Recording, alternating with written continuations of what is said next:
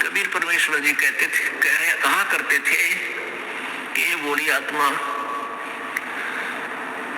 तो कहाँ सुख तलाश कर रही है। 21 ब्रह्मांड में कोई सुख ही नहीं। ब्रह्मांड 21 आग लगी है और कृत्रिम बाजी सभी ठगी है।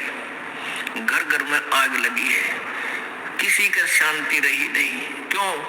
क्योंकि हम भक्तिहीन हो गए और सभी धन कमाने के लिए प्रत्येक नीचे से निम्न स्तर का भी कार्य करने के लिए उद्धत हो जाता है प्राणी, फिर भी सेठ नहीं बनता। क्योंकि ये तरीका धनवान बनने का नहीं है। धनवान बनाकर भगवान की रजा से हम अपने तरीके से धनवान बनना चाहते हैं, कोई मिलावट करके, कोई रिश्वत लेके, कोई चोरी करके, कोई डाके मार के, कभी भी जीव उभर नहीं सकता। दोनों ब्रेक डाउन होगा। अब कारण क्या है कि जो आपके प्रारब्ध में लिख दिया आपके पूर्व संस्कार से, वो चेंज नहीं हो सकता। कब तक नहीं हो सकता? जब तक आप पूर्ण परमात्मा कबीर परमेश्वर की शरण में और पूरे संत उन्हीं के कृपा पात्र, उनके द्वारा भेजे गए नुमाइंदे संत की शरण में नहीं आओगे, तब तक केवल आपको वर्क डन मिलेगा। आपका पूर्व जन्म का किया हुआ संस्कार ही मिलेगा। आपके भाग्य में दुख है तो दुख ही होगा, और सुख है तो आपको धन है। कोई सुख किसको मानते हो?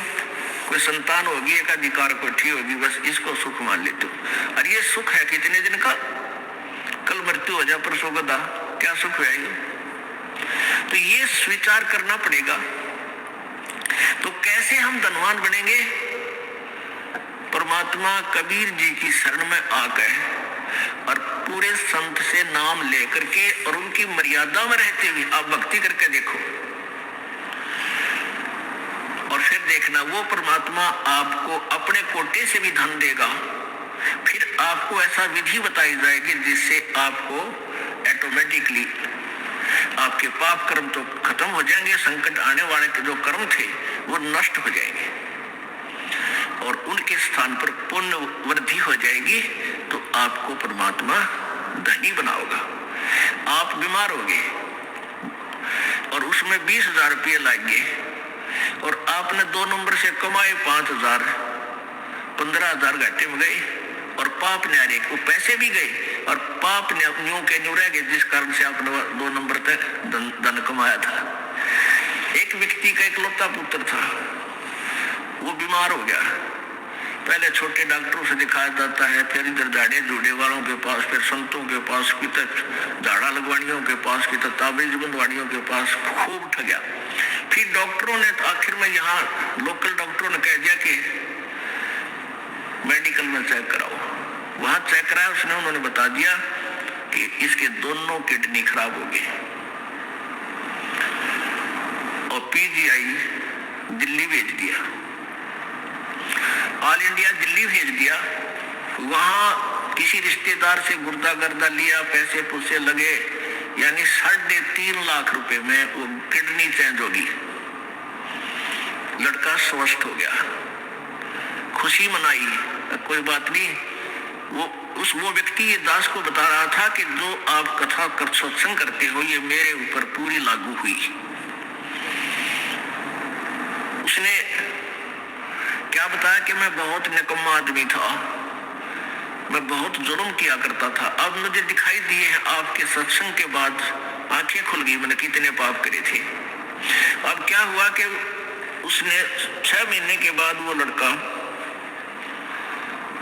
बस एक्सीडेंट में, दुर्घटना में मारा गया। इकलौता पुत्र हो गया नाश, जिसके लिए वो धन कमावा था, मेरा बेटा सुखी रहेगा, कोठी बना दूंगा, उसके लिए कार लूंगा, वो बेटा ना रहा। और जिस विधि से उसने धन कमाना चाहा था वो पाप न्यू के न्यू रह गए। ये गधा बनेगा, किसी का बैल बनेगा, वो पूरे करेगा जिसके उसने जो ठगे थे। वो दुख बहुत भारी बन जाओगे। उसने बताया था कि मेरा जो धंधा था कैस्टों का था, प्रारंभ में शुरू में कैसेट 40 थी, जो 32 रुपए की कैसेट मिला करती, ये 10 भी लाया करता, आज से 20 वर्ष पहले 32 रुपए की। और ऊपर मार्का होता सोने का और माल होता उसमें डुप्लीकेट रिफल। कहता वो काम कराया करता मैं, मुझे वो कैसेट इंक्लूडिंग उसके कवर और रिफल के थोक के बात ले आता 2 रुपए में पड़ा करती है, और मैं 32 रुपए लिया करता, 30 रुपए 32 रुपए 35 रुपए जिसा जैसा दाव लग गया। और कुछ ही दिनों में मेरे पास खूब पैसा हो गया। अब मैंने एस्टिमेट लगाया कि 2.5 लाख रुपये कमाए थे मैंने 5 साल में, और 1 महीने के अंदर 3.5 महीने 1.5 महीने के अंदर 3.5 लाख रुपए मेरे बर्बाद हो गए, कर्जा और हो गया। और इस दास ने बताया कि ये पाप तेरे ऊपर न्यू के न्यू रह गए, ये भोगने बेटा बाकी है, पैसा रहा नहीं। फिर उस प्यारी आत्मा ने उपदेश लिया, अपना कल्याण करवाया कि परमात्मा कबीर जी की शरण से ठीक आपसे पहले तो हुआ सो हुआ, पर आगे गलती मत करना, आपके पाप नाश हो जाएंगे। जब ही सतनाम हृदय धरो भयो पाप को नाश, जैसे चिंगारी अग्नि की बड़ी पुराने घासे। अब परमात्मा क्या बताना चाहते हैं, यदि तुमने धनी भी बनना है तो भी मेरी शरण में आओ। कबीर जी कहते हैं कि तुम्हें यहाँ का धन भी दूंगा। जैसे विभीषण जी ने और मंदोदरी जी ने कबीर परमेश्वर जब मुनिंदर नाम से आए हुए थे उनके उपदेशों को ग्रहण किया था। उन्होंने उस कबीर परमेश्वर यानी मुनिंदर जी रूप में आए त्रेता युग में परमेश्वर से उपदेश लिया था और भक्ति की थी, जैसा उन्होंने बताया, मर्यादा में रहे थे। जिस लंका को रावण ने घोर तपस्याएं करके प्राप्त किया था, वो लंका श्री शिव जी की साधना करके सिद्धि प्राप्त की थी। उस लंका को रावण नहीं रख सका, वो विभीषण को मिली। उस कबीर परमेश्वर के उपासक विभीषण वहां का राजा बनाया प्रभु ने। कहते हैं जय तुझे राजपाट भी चाहिए, हमारा धर ले ध्यान, या बकवाद छोड़ दे। परमात्मा कहते हैं मनहु मनोरथ छोड़ दे, तेरा किया ना हो। और जब पानी में घी निकले तो लूखा खाओ ना, कोई नहीं खावा लूखा। पानी में गलोए तो घी निकलता होता है। इन बकवादा तो जो सुख होता हो या धनी होता हो, कोई ना करके खावे। एक चोर था, वो चोरी करता था। एक भक्त किसान था। परमेश्वर कबीर जी आते रहते हैं रूपांतर करके। एक जीवन तो वो अपना वैसे जीते हैं और समय समय कहीं कहीं प्रकट होकर 10-20 वर्ष कहीं रह गए, 10-20 वर्ष कहीं रह गए, अपनी प्यारी आत्माओं को फिर से भक्ति से सैचुरेट करते रहते। तो वो रूपांतर करके प्रभु आए हुए थे, गुरु रूप में संत रूप में विराजमान थे। उनका शिष्य था एक किसान। जब उसने उपदेश लिया ही था, कुछ दिन के बाद वो बहुत निर्धन था। उसके पास एक ही बैल था खेती करने के लिए, और उस बैल को उस चोर ने चुरा लिया, एक चोर ने। अब चोर ने वो मान लिया 100 रुपए का बैल था, बेच दिया। उसने तो जितने पैसे मिल जाए उतने ठीक, कौन सा मोल ला रखा था, वो बेच दिया 30-35 का, और खाए पिए मौज उड़ाई। पुराने समय की बात है। अब उसने 100 रुपए का आज 10,000 का बैल, इतनी तुलना समझ लो। अब उसने फिर, क्योंकि चोर ने तो कमाई थी, खा पी फुर्रोए, फिर भूखा मरा, फिर चला चोरी करने के लिए। घूमता घूमता उसी साइड चला गया। उसने देखा ऐसे झांक के, उसी पहले वाले जिसका एक बैल चुरा के ले गया था, उसने देखा ऊपर से झांक के, उसके 2 बैल बहुत सुंदर मजबूत तगड़े तगड़े 2 बैल थे। उस चोर ने उसके 2 और चुरा लिए, उसी के 2 और चुरा के चला गया। उसने ये सोचा कि ये आदमी हाउला भी ना करता, ना कि तब पुलिस रिपोर्ट करता, कि सीधा सा आदमी इसके के चुरा ले। अब उसने वो भी साल 2 वर्ष में खा पी कर बर्बाद किए। फिर वो उसी क्षेत्र में आ रहा, तो उन्हें सोचा उसका तो नाश हो लिया होगा, उसके पास तो होगा ही नहीं। फिर भी किसी और के चोरी करने के लिए चला, रास्ते में वही घर पड़ा था। फिर झांक कर देखा उसने, क्या देखा कि उसमें 4 बैल थे, 4 बैल एक तगड़े तगड़े खागड़ जैसे। अब उस चोर ने तो पेट पकड़ लिया, रतरा गजब हुई हो, मैं इसके 3 बैल चुरा ले गया, मेरा तो नाश हो गया, मेरे पास तो चवन्नी नहीं, इसके 4 बैल आ गए। भाई इस आदमी से तो पूछना चाहिए के जादू जंत्र जाना है ऐसा। तब उसने क्या किया, वो किसान, गर्मियों के दिन थे, किसान बाहर सो रहा था अपने आंगन में, बैल साइड में बंधे हुए थे। उस चोर ने वो किसान उठाया। किसान कहने लगा भाई कौन है तू, मुझे सोने। वो बोला मैं चोर हूं। किसान बोला भाई मुझे सोने दे, सारा दिन खेत में काम किया, नींद आवे है, तू अपना काम करे और मुझे निंद्रा लेने दे। तू कर ले अपना काम, चोर है तो कर चोरी, तेरा काम चोरी करना है, मुझे डिस्टर्ब मत करे। अब वो चोर कहता है भले मानस हुआ, चोरी है तो ना होती मेरे भाई भी, या चोरी ना हो रही मेरे से, एक बार उठ मेरा भाई। उसके पैर पकड़े, माथा टेक कर तो खड़ा हुए, उठ लिया। क्या बात भाई भगत जी बता। और चोर कहने लगा भाई एक बात बता, मैंने मार दिए थे छोड़िए भाई, सच्ची बताऊंगा आज। तेरा पहल, मैं चोर हूं, तेरा पहला बैल भी मैं चुरा के ले गया था, और तेरे 2 बैल बंदे पाए, और वो 2 भी मैं चुरा ले गया। आज तेरे 4 बैल है, मेरा नाश हो लिया नो का नो, बालक भी बीमार, किसी का कुछ हो रहा, और पैसा मेरे पास नहीं।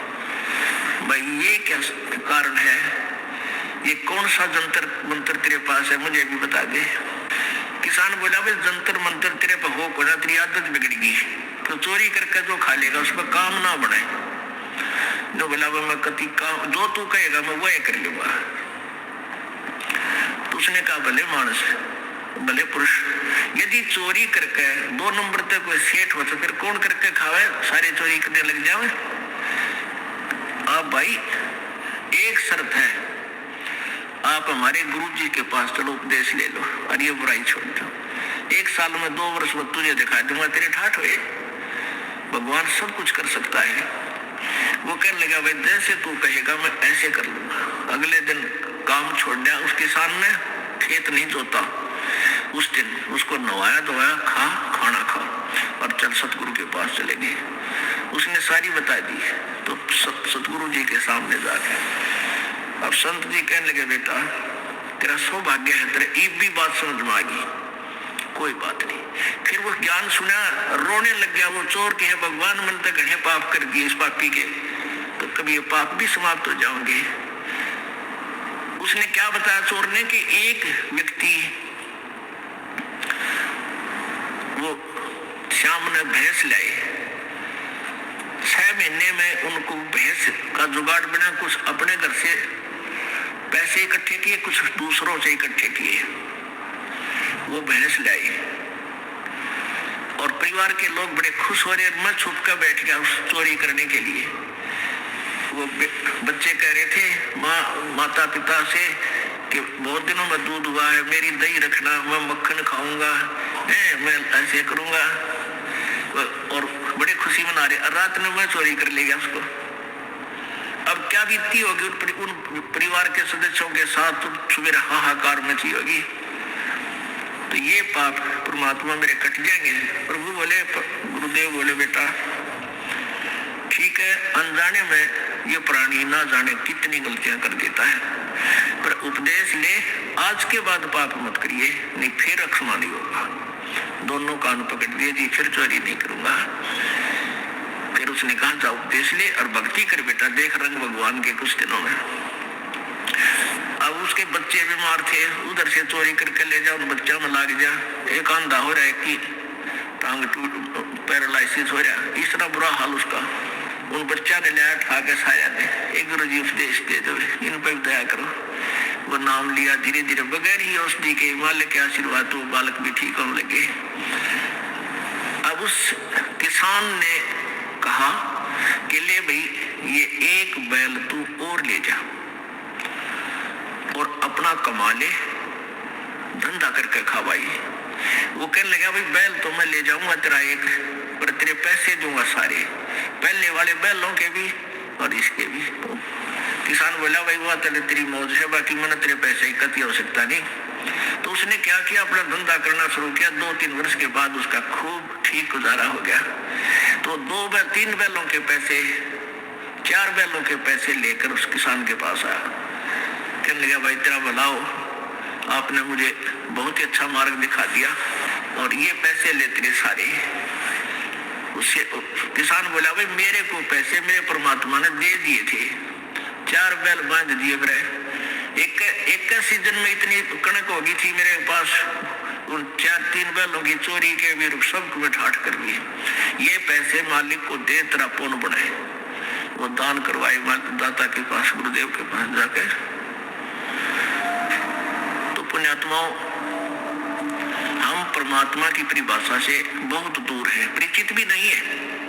इसलिए हम पाप पे पाप करते जा रहे हैं, दूने दुखी हो रहे हैं। और पैसे की होड़ लगी, 2 नंबर के काम थे। किसी तरह भी पैसा हो, पैसा ही पैसा दिखाई देता है संदेह प्राणी में।